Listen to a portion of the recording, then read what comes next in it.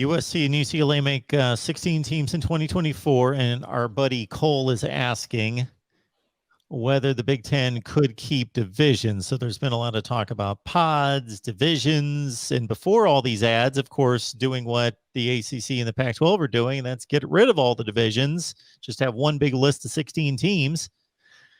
Any of those things are possible. The one comment I'll make is that they could, let's say, slide, let's say Purdue. Purdue's in the West. Their rival, Indiana's in the East. Just slide them over to the East and then pop in USC and UCLA in the West. It's possible. I mean, obviously it's going to be regionalized on the way they make it, but I think, quite frankly, you're just going to see the same model as the NFL uses.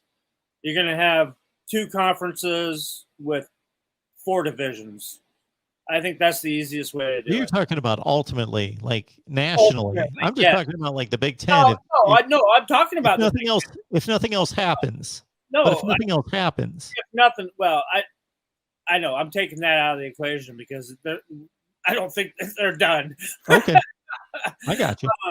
But I mean, because this is gonna, if you're trying to do this, it's gonna change every year. You add more schools to your conference. But I'm talking ultimately, I think you're going to see the Big Ten and the SEC with 20 teams each.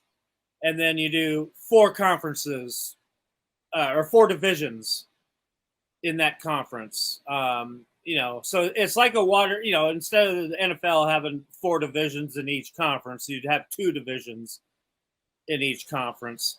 And I think it plays that way, and that's how you schedule things out. You have crossovers against the other side, and obviously it's going to be the West and the East. I think basically geographically, because I think that's probably the easiest way to do it, travel wise and everything. And you just have those crossover games that are against the other conference, the other side of the conference. I produced a video with Oregon and Washington being added and went with 18 teams when that seemed to be the story that was going to come through.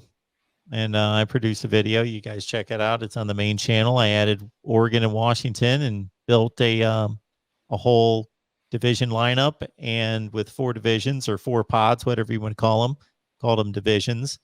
And then build a whole playoff system, because at some point, if you get too many teams in a conference, then you have to have like a playoff within the conference, because you have a problem with the 2 top teams in the conference maybe not being the 2 top teams in the conference, because they can't play each other enough. Exactly. If you follow me, you could have maybe a Final Four in each conference. You could have 3 teams. You could have 3 teams that are all 8-0, and they didn't play each other. And you're like, well, who's going to play in the conference championship game?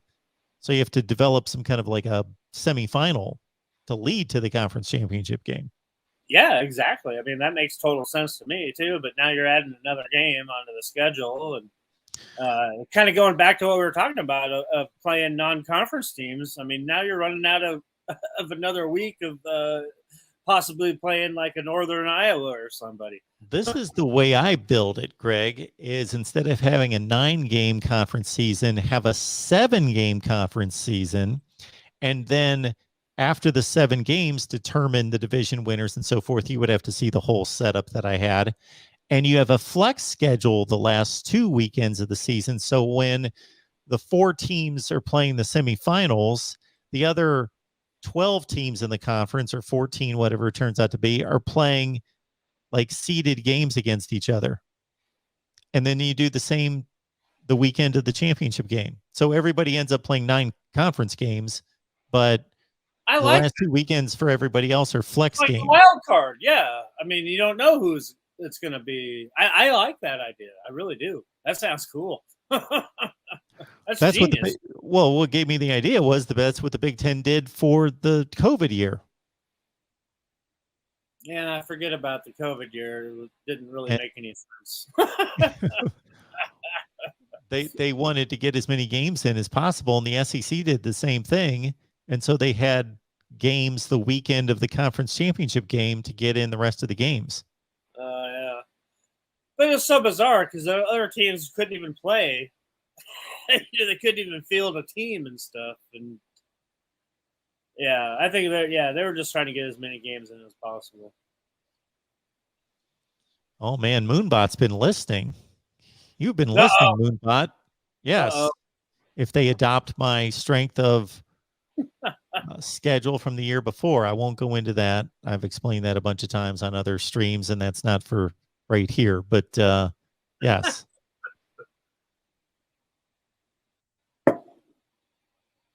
Moonbot's probably happy. He likes this time. It's only 6 or 7:20 his time right now.